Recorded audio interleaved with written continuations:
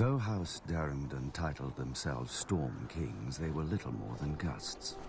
Their kingdom in the Stormlands had been doddering to its end for the past few centuries, helped along by other houses, most of all by House Horror, who were nearly finished with a monstrous castle at Harrenhal.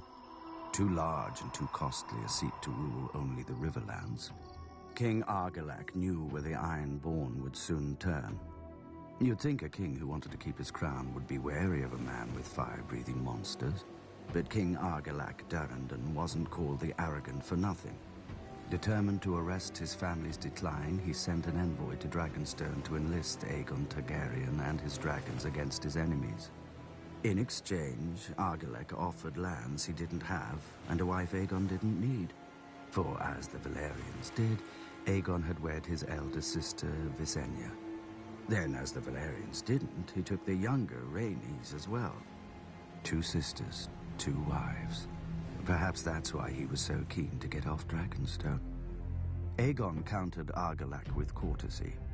He sent his own envoy requesting that Princess Darrington's hand be given instead to Aegon's closest friend and rumored half-brother, Orys Baratheon.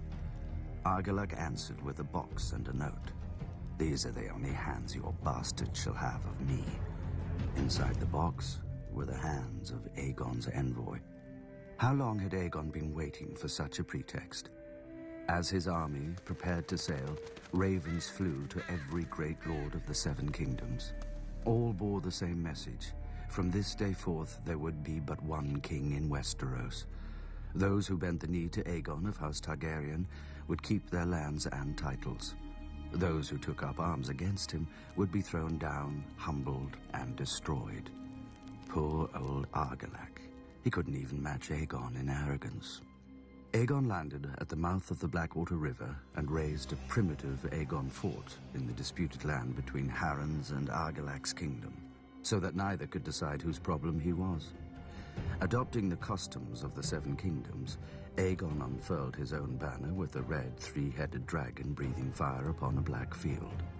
Visenya crowned him with a ruby-studded circlet of Valyrian steel, while Rhaenys hailed him as the first High King the continent had seen since the Dawn Age.